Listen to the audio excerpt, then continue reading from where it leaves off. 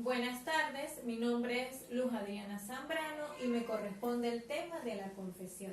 Para el maestro colombiano Hernando Davis Echandía, la confesión es un medio de prueba judicial que consiste en una declaración de ciencia y conocimiento real, terminante, expresa y seria, sin coacciones que destruyan la voluntariedad del acto hecha en el proceso o hecha por la persona o la parte en el proceso donde ocurra o es aducida sobre hechos personales o sobre el conocimiento de otros hechos que resultan perjudicial para quien la hace o simplemente beneficia a la contraparte en el proceso.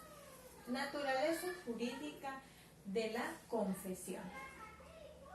En el sistema procesal venezolano, la confesión constituye uno de los medios de prueba y se encuentra contemplada en el Código Civil en los artículos del 1400 al 1405 y en el Código Procesal aparece encabezando los medios probatorios señalados en la ley, regulados en los artículos del 403 al 419. Sobre la naturaleza jurídica de la confesión existen diversas y hasta cierto punto contradictorias teorías, ya que algunos la definen como un negocio jurídico, derecho sustancial o declaración de voluntades y otros como negocio jurídico, derecho procesal, declaración de ciencia o simplemente como medio de prueba.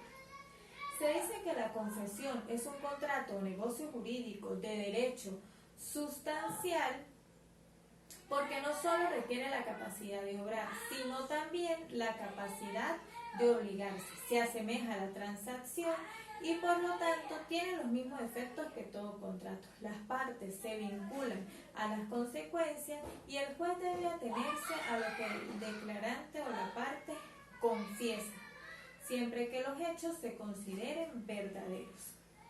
Esta teoría se objeta ya que la confesión no nace del consentimiento recíproco de los litigantes. Si bien se requiere la capacidad de obligarse, no es por el reconocimiento de la declaración de voluntades. De las teorías brevemente expuestas, bien podemos llegar a la conclusión de que no está determinada definitivamente la naturaleza jurídica de la confesión, pero el criterio que más se asemeja a nuestro ordenamiento jurídico es que se trata de una prueba legal que se produce mediante la declaración de conocimiento, no como expresión de un saber desinteresado, como ocurre en el caso de un testimonio de un tercero, sino como el reconocimiento de una afirmación hecha por el adversario y que resulta perjudicial para quien la hace y por tanto se quisiera negar. En los principios de la confesión. En los principios de la confesión tenemos el principio de la indivisibilidad. En la divisibilidad de la confesión, como expresa Davis Echandía, se entiende por divisibilidad a la idea de que una misma confesión pruebe contra el confesante en lo que le es desfavorable y el confesante debe probar lo favorable que adiciona. En tanto se entiende por indivisibilidad de la confesión el hecho de que la confesión debe aceptarse en su conjunto, es decir, tanto en lo favorable como en lo desfavorable, y también añade que lo que se puede dividir no es la confesión, sino la declaración de la parte.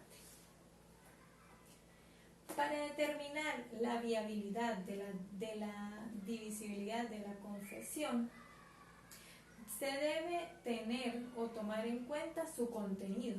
En este caso, tendremos que ser una confesión pura y simple, es decir, que se trata de un solo hecho, que la parte declarante confiesa un hecho, el hecho perjudicial, y no adiciona o no aduce otro hecho que le favorece. En este caso, indudablemente, pues la confesión no se puede dividir porque es un solo hecho. Si se trata de una confesión calificada o cualificada que se produce cuando la parte declarante confiesa el hecho perjudicial e inmediatamente adiciona o aduce un hecho que modifique o aclare este hecho perjudicial, se estarían dando dos hechos, pero que tienen relación de conexión jurídica. En este caso no es viable la división de la confesión. Si se da una confesión compleja, esto quiere decir que la parte declara, confiesa el hecho perjudicial y también aduce otro hecho que le favorece, pero siendo este un hecho distinto, un hecho separado del confesado perjudicial. En este caso se podría dar la división de la confesión. Pero aquí le corresponde al confesante la parte o la carga de demostrar este hecho que le beneficia. Si las pruebas no son, si no adiciona las pruebas o no son suficientes, le corresponde al juez dividir la confesión y no tomar en cuenta el hecho favorable no demostrado. Tenemos entre los requisitos de la confesión, que son requisitos de existencia, requisitos de validez y requisitos de eficacia. Entre los requisitos de existencia tenemos que debe ser una declaración de parte. En el caso que se haga en nombre de otro, debe existir una autorización legal o convencional para ejecutarla. Debe tener por objeto hechos. En este punto es necesario que el objeto de la confesión sean hechos. No puede basarse en base a normas de derecho o razones jurídicas, ya que conceptualmente lo que se confiesan son hechos y esto es lo que da origen a la posterior aplicación del derecho. Los hechos sobre los cuales versa la confesión deben ser favorables a la contraparte, aunque hay autores que dicen que este requisito no es un requisito de existencia, sino un requisito de eficacia probatoria. Debe versar sobre hechos personales o sobre hechos ajenos sobre el cual se tengan conocimiento y debe tener significación probatoria. Debe ser seria y consciente y no puede ser el resultado de hechos violentos. Requisitos para la validez de la confesión. La plena capacidad del confesante. La capacidad jurídica del confesante es la misma capacidad civil general. Debe ser con libre voluntad o ausencia de coacción. No se puede tomar en cuenta una confesión, tomarla como prueba cuando se realiza en virtud de coacción por la contraparte o sin el libre consentimiento o voluntad. El cumplimiento de las formalidades de tiempo, modo y lugar también son importantes. Cuando es una confesión judicial espontánea, se puede dar en cualquier parte del proceso, de forma oral o escrita. Y que no exista ninguna causal que vicie el consentimiento y la voluntad. Requisitos de eficacia. La disponibilidad objetiva del derecho o de la obligación que se deduce del hecho confesado. La pertinencia.